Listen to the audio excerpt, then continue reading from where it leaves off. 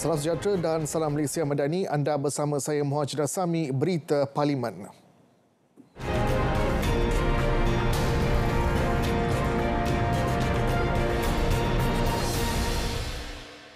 Satu badan pemantau harus diwujud bagi memastikan implementasi polisi belanjawan 2024. Jelas Ahli Parlimen Kuala Selangor, Datuk Seri Dr. Zulkifli Ahmad, ia perlu agar segala program dan perkembangannya berjalan lancar seperti perancangan. Kalau dulunya kita ada apa yang dikatakan sebagai pemandu body, ya, di sini nampaknya saya mahu perkara menteri-menteri memberikan jawapan mereka bahawa banyak dasar-dasar dibentangkan dan program-program yang baik, polisi-polisi dasar-dasar yang baik, tetapi kita perlu ada, ya, termasuklah FRA sendiri, ya, Fiscal Responsibility Act, dan sikit waktu lagi adalah Procurement Act, ya. Semua ini memerlukan satu pemantauan yang cekal, yang gigih, ya, yang mampu dan memahukan regular reporting. Keperluan mewujudkan badan pemantau berkenaan selari dengan tata kelola dimahukan Perdana Menteri.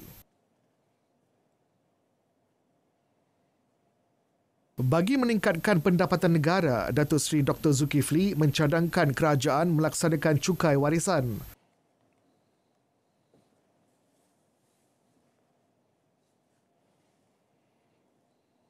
(1991) tidak silap saya, menterinya pun Menteri PMX hari ini. Kita ada cukai inheritance yang agak lumayan andainya kalau kita laksanakan, dan negara-negara seperti negara-negara OECD, negara-negara maju atau petua, mereka laksanakan. Contohnya baru ini kalau di Korea Selatan, ya, penerima atau pewaris, ya, syarikat Samsung ketika mewarisi kekayaan ayahnya dari keluarganya, dikenakan cukai inheritance agak lumayan, dibayar USD 6 bilion, ya.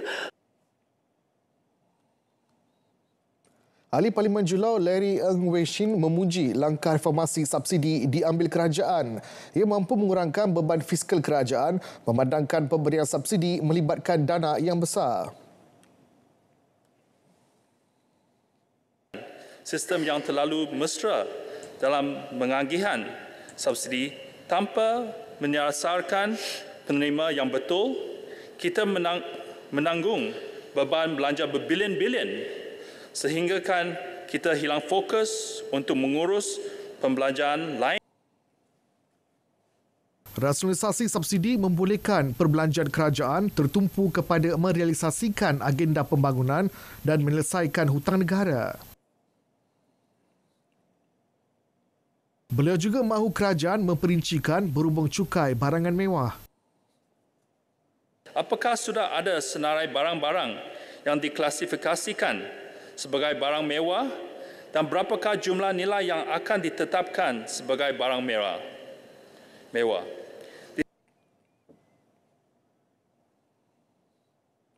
Kerajaan menerusi Kementerian Komunikasi dan Digital disaran melaksanakan sekatan penuh akaun e-dagang TikTok yang dikendali individu dan syarikat dari China. Ahli Parlimen Segamat Yunis Waran Ramaraj berkata ia bagi melindungi kelangsungan golongan peniaga tempatan yang berdepan persaingan ekonomi yang tidak sihat. Persoalan besar yang saya ingin bangkitkan di sini adalah adakah pihak TikTok Shop membayar value added tax atau cukai nilai tambah kepada kerajaan, memandangkan ramai dari kalangan berpengaruh mengaut keuntungan besar daripada jualan-jualan mereka menerusi platform tersebut. Selain itu, kandungan yang dimuat naik di aplikasi tersebut sebagai bahan promosi tanpa disedari juga telah memonopoli perdagangan dalam negeri hingga menjejaskan perusahaan tempatan. Sementara itu, Wakil Parit Sulong pula mahu hala tuju dan matlamat program Shop Malaysia Online diperincikan.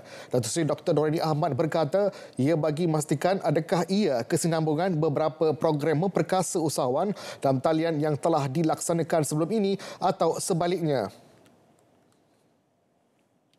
Untuk makluman Dewan juga, kita ada satu program Gap Malaysian Business Online, satu Wanita Online, My Ideas at Women. Setelah beberapa tahun pelaksanaan, program-program yang baik ni hilang aja macam tu. Jadinya saya nak pastikan bahawa kesinambungan tu, setiap program tu ada. Sebab kesinambungan itu sangat penting supaya matlamat akhir untuk menggalakkan perkembangan usahawan di dalam talian ini dapat dicapai.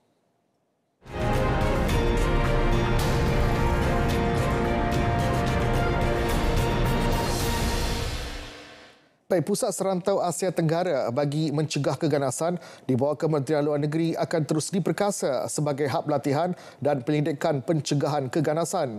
Sehingga kini lebih 4,000 peserta daripada pelbagai kumpulan sasar dalam dan luar negara mendapat manfaat. Usaha terus dijalankan bagi merancang pelaksanaan program cegah keganasan termasuk dalam talian. Program-program ini berjaya meningkatkan pengetahuan dan keupayaan para peserta dalam bidang pencegahan keganasan.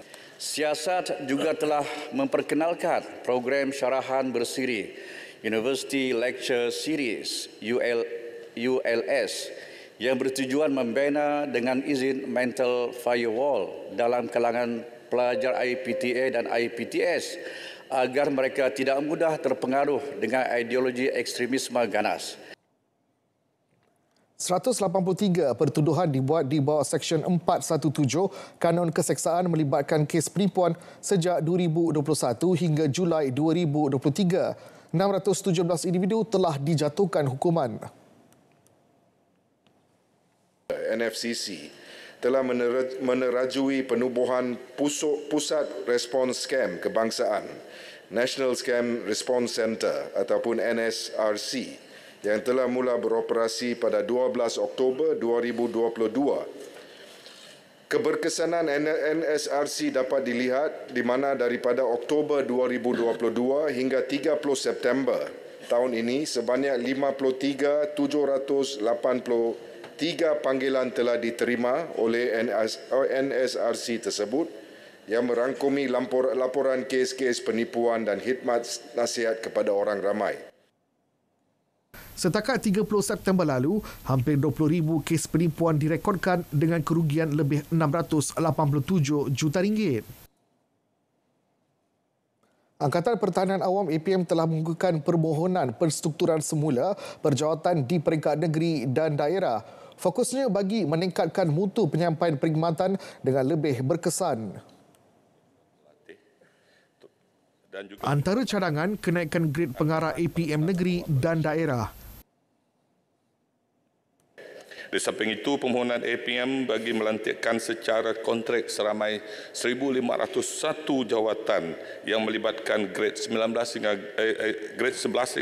hingga grade 19 akan dibentangkan oleh Jabatan Perkhidmatan Awam GPA kepada Kementerian Kewangan Malaysia untuk dipertimbangkan dan mendapat kelulusan yang berhormat baling.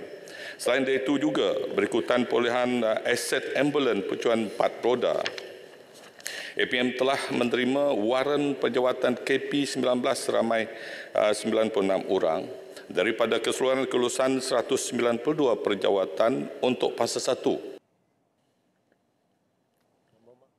Kebajikan warga veteran RM3,000 bagi veteran manakala RM1,500 bagi keluarga. Bagi aspek kesihatan, Kementerian telah memperuntukkan sebanyak 103 juta bagi tujuan rawatan dan juga ubat-ubatan serta alat-alat yang terkait dengan perubatan. Bagi aspek perumahan juga ada 3 inisiatif kita. Pertama adalah pembinaan rumah baru sebanyak 40 buah rumah, 170 bagi pembaikan dan juga 1 anggota 1 rumah. Dan ada 2 soalan. Pertama adalah apakah 523 lokasi di Sarawak telah menikmati perkhidmatan internet melalui Satellite Broadband Wireless Access BWA. Ini berupaya memperluas liputan internet terutama di kawasan pedalaman. Sejumlah 3,689 daripada 3,735 pemacar telah siap dinaik taraf serta 106,331 daripada 207,135 premis telah tersedia dengan capaian gentian optik. SKAM turut mengguna pakai teknologi satelit bagi memperluaskan liputan internet terutamanya di kawasan pendalaman. Setakat suku kedua 2023, 213 menara komunikasi baru siap dibina dan beroperasi daripada 864 yang dirancang di Sarawak. Peratusan liputan 4G di kawasan berpenduduk kini 87.52%. Pasaran baru untuk produk tempatan ke pasaran antarabangsa sedang dikenalpasti KPDN menerusi kempen beli barangan Malaysia. Inisiatif bertujuan memperkasa perusahaan mikro, kecil dan sederhana terutama mendepani cabaran kemelesetan ekonomi. Jadi itulah tadi agensi-agensi yang saya sebut. Ketika ini rundingan sedang dibuat untuk memasarkan produk kosmetik tempatan melalui matret ke pasaran di India. Industri perumahan merupakan dan yang amat penting itu individu kita mengenal pasti bidang keberhasilan ataupun outcomes yang kita inginkan. Saya bagi contoh ya, bagaimana kita nak buat business matching, bagaimana kita nak bawa produk-produk Malaysia ini ke luar negara. Akta Pemajuan Perumahan, Kawalan dan Pelesinan 1966 sedang diperhalusi dan ditambah baik. Ia bertujuan perkasa tabir urus dan pengurusan pemajuan perumahan yang efisien, memastikan hak dan kepentingan pembeli rumah terpelihara selain memudah cara pemajuan perumahan swasta ke arah kelestarian sektor perumahan. Aspek kedua adalah untuk kita meminda peraturan di bawah Akta 118. Buat ketika ini pertama, memang kementerian telah pun menubuhkan task force projek perumahan swasta dan terbengkalai. Yang kedua adalah untuk kita tingkatkan kawal selia melalui prosedur sedia ada di bawah akaun pemajuan perumahan ataupun dengan izin Housing Development Account HDA yang wajib dibuka oleh setiap pemaju perumahan swasta berlesen di Semenanjung Malaysia.